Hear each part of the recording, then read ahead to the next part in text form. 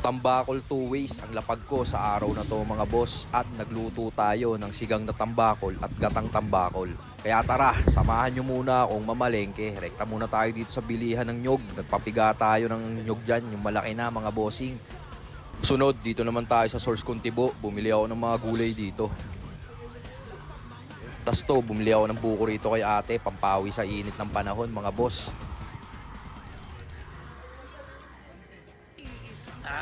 Pag uwi ng bahay, pasibak na ako rito ng mga aromatics. Simulan natin sa luya, sibuyas, kamatis, bawang, talong at bok choy. Tas tong kangkong, himayin at babad natin sa tubig. Tas tong 1.5 kilong tambakol, asinan natin yan.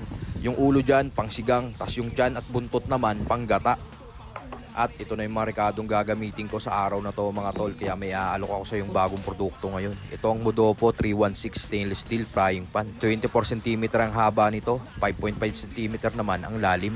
Meron tong 3-layer composite steel food grade non-stick diameter to. Kaya talaga namang ganap na ganap sa mga luto trip mo. At ito naman ang Mudopo double ear big belly pot 304 stainless steel wok with lid. 5 to 7 liters capacity to na talaga namang saktong-sakto sa pagluluto mo ng may sabaw. Napakadaling linisin ito mga boss, at premium 304 stainless steel to. Kaya kung magustuhan nyo tong mga produkto ko, check nyo, nasa yellow basket natin to. Tas yan, ednis tayo ng kalan, salang natin kabilaan tong mga stainless steel pan natin mga boss. Mantikaan na rin natin yan kabilaan, sabay salang na rin natin yung mga isda dyan.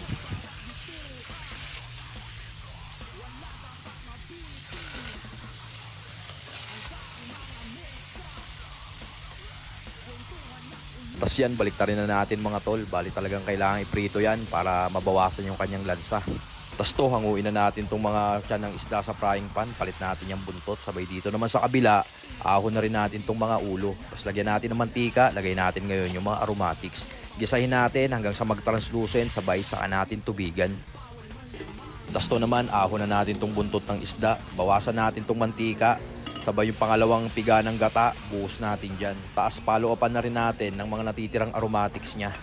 Sabay saka natin lagyan ng 1 kutsarang alamang. Haluin natin yan gamit tong kutsara. Sabay dito naman sa kabila, lagyan na natin to ng siling berde, 1 shrimp cubes at patis. Pati sinigang mix na rin mga boss. Tapos tong ating ulo ng isda, hulog na natin dyan.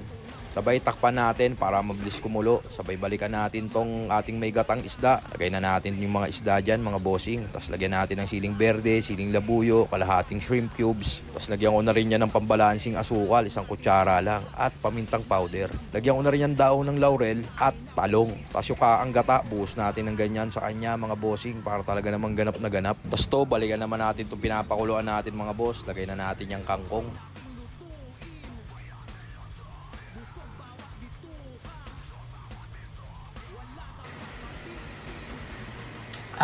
Quality. Sabay dito naman, lagay na natin itong bok choy sa ibabaw mga boss. Sabay yung huling kaang gata, buhos na natin dyan para talaga namang mas solido itong ating gatang tambakol. At syempre, nung luto na, sasandok na ang Tito Jack mo dyan par. Tignan mo naman, itsura pa lang yan. Oh. Sobrang solido niyan mga boss.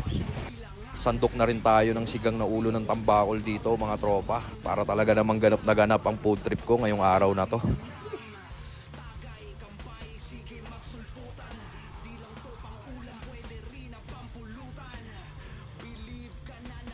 Yon mga boss, ngayong tanghali, ito yung nagawa kong mabisang pananghalian.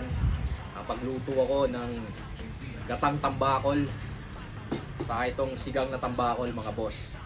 Siyempre may kanin na rin ako rito, panaktuhan lang. Tara, kain na tayo. Bisa to boss.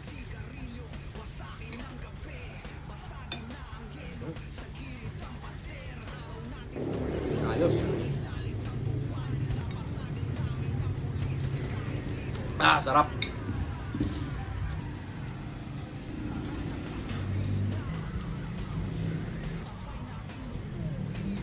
Matinik siya mga boss. Kain po.